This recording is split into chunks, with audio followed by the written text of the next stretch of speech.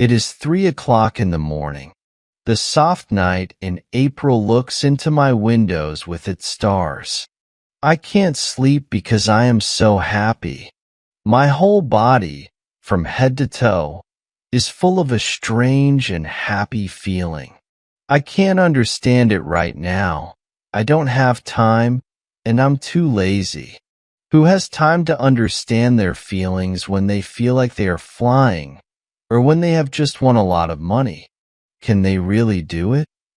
This is how I started my love letter to Sasha, a girl of 19 who I love. I started the letter 5 times, and each time I tore up the paper and started again.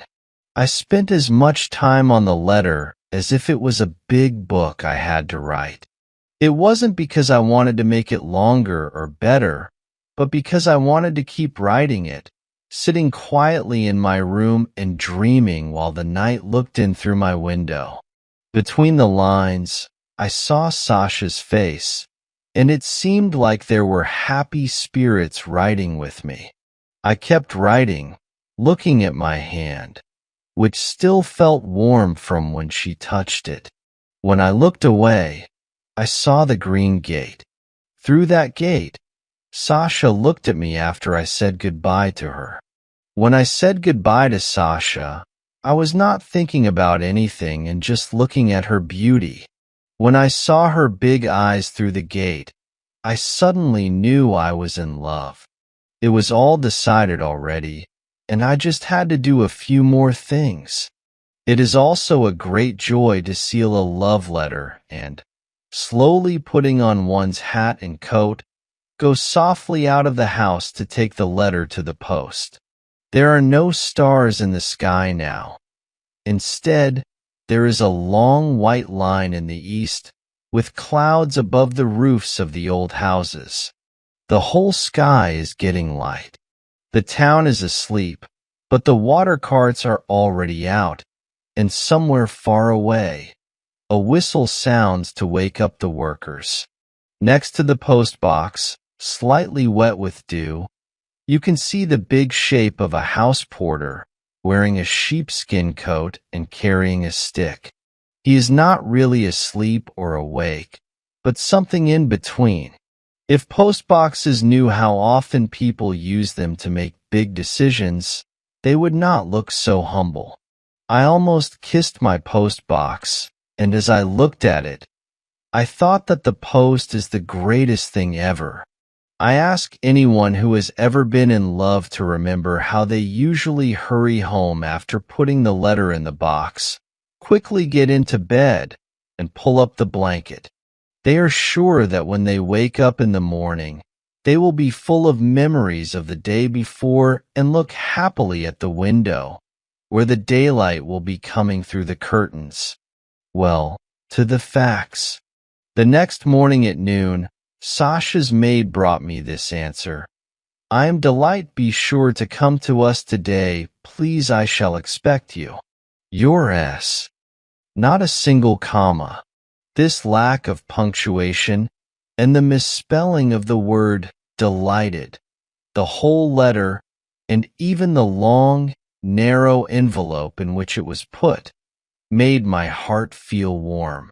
In the messy but shy handwriting, I recognized Sasha's walk, her way of raising her eyebrows when she laughed, and the movement of her lips. But the contents of the letter did not make me happy. First, love letters are not answered that way, and second, why should I go to Sasha's house to wait for her fat mother, her brothers, and poor relatives to leave us alone together? They would never think of doing that, and nothing is worse than having to hide your feelings because someone is always there, like a half-deaf old woman or a little girl asking questions. I sent an answer by the maid asking Sasha to choose a park or a street for a meeting. She accepted my suggestion quickly. I had made the right choice, as they say. Between 4 and 5 o'clock in the afternoon, I went to the furthest and most overgrown part of the park. There was no one in the park, and the meeting could have taken place somewhere closer in one of the paths or small shelters. But women don't like doing things halfway in romantic matters. If you are going to meet, let it be in the furthest and most hidden part, where you might run into some rough or drunk man. When I got to Sasha, she was standing with her back to me, and in that back, I could read a lot of mystery. It seemed like her back, the back of her neck, and the black spots on her dress were saying, "Shul." The girl was wearing a simple cotton dress over which she had put on a light cape. To add to the air of mystery, her face was covered with a white veil. To keep the effect, I had to walk up on tiptoe and speak in a half-whisper. From what I remember now, I was not the main point of the meeting, but just a part of it. Sasha was not so much interested in the meeting itself as in its romantic mystery, my kisses, the silence of the dark trees, my promises. There was not a minute when she forgot herself, was carried away, or let the mysterious look leave her face. And really, if there had been any Ivan Siderich or Sidor Ivanich in my place, she would have felt just as happy. How can one know in such circumstances whether one is loved or not? Whether the love is real or not? From the park, I brought Sasha to my home. Having your beloved in your bachelor pad feels as uplifting as wine and music. You start talking about the future with such confidence and enthusiasm that it's almost unbelievable. You make plans, discuss becoming a general, even if you're still just a lieutenant, and say such exaggerated things that only someone deeply in love and unaware of life would agree with. Thankfully for men, women in love are blinded by their feelings and don't know much about life.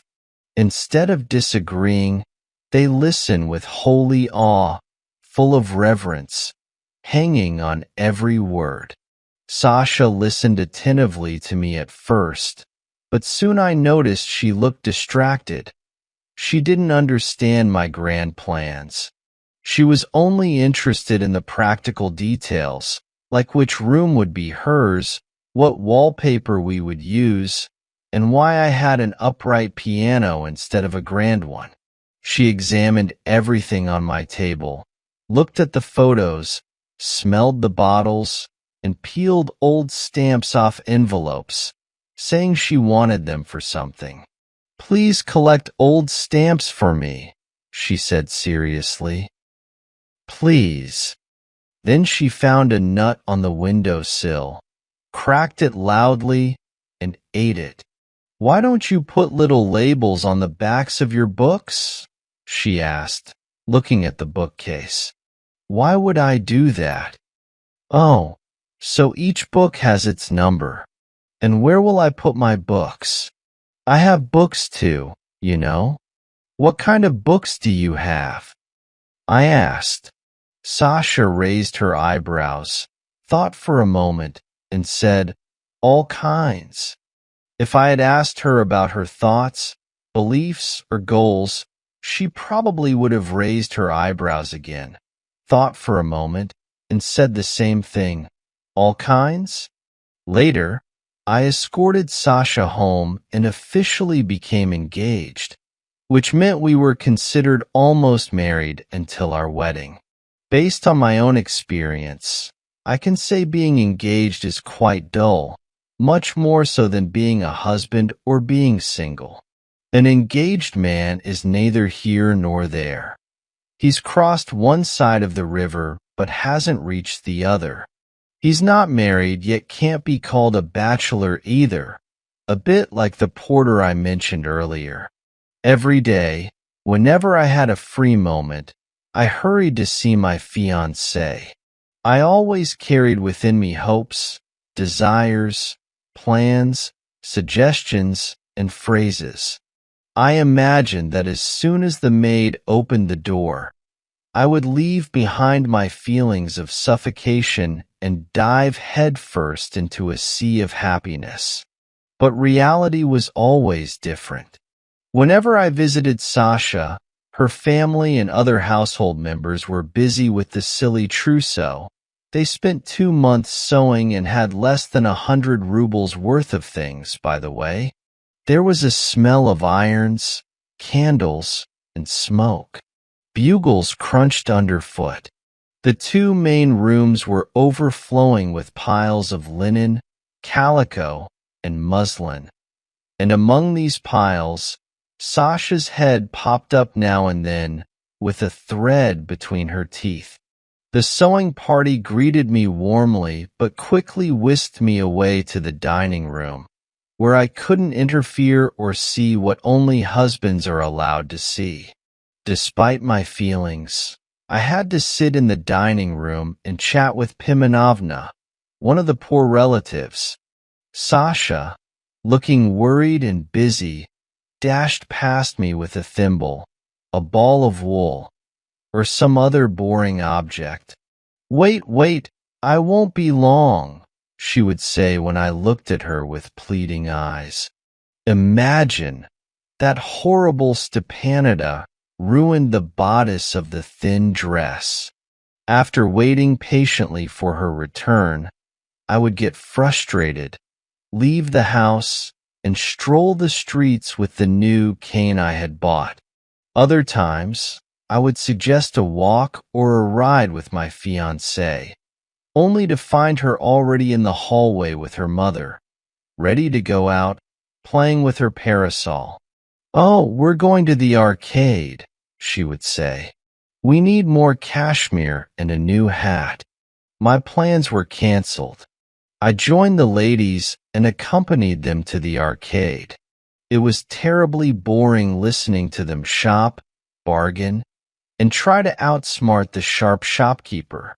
I felt embarrassed when Sasha, after looking through piles of fabric and bargaining down prices, walked out without buying anything or asked for just a small amount. Once they left the shop, Sasha and her mother would discuss at length, with worried faces, whether they had made a mistake, bought the wrong thing, or if the flowers on the fabric were too dark, and so on. Yes, being engaged was boring. I'm glad that's over. Now I am married. It is evening. I am sitting in my study reading. Sasha is sitting behind me on the sofa, munching something loudly. I want a glass of beer. "Sasha, can you find the bottle opener?" I ask. "It should be around here somewhere." Sasha jumps up, rummages through piles of papers in a disorganized manner, drops the matches, and sits back down without finding the opener. 5 minutes pass, 10. I start feeling both thirsty and irritated. "Sasha, please find the bottle opener," I say. Sasha jumps up again and searches through the papers near me. Her munching and rustling of papers grate on my nerves like the sound of knives scraping together.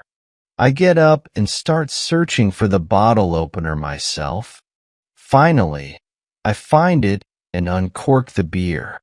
Sasha stays at the table and starts telling me something at length. "Why don't you read something, Sasha?" I suggest.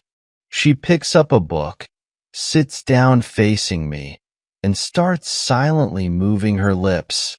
I look at her forehead, watch her lips move, and drift into thought. She's almost 20 years old.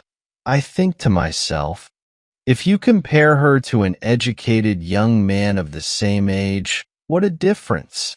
The young man would have knowledge, opinions, and some intelligence. Yet, I forgive these differences just as easily as I forgive her low forehead and moving lips. In my younger days, I might have broken up with women over a stain on their stockings, a foolish word, or not brushing their teeth. Now, I forgive everything. The loud munching, the disorganized search for the bottle opener, the untidiness, the long conversations about trivial matters. I forgive it all almost without thinking, as if Sasha's mistakes were my own. Many things that would have bothered me in the past now move me to tenderness and even happiness. The reason for forgiving everything lies in my love for Sasha, but as for why I love her in the first place, I really don't know.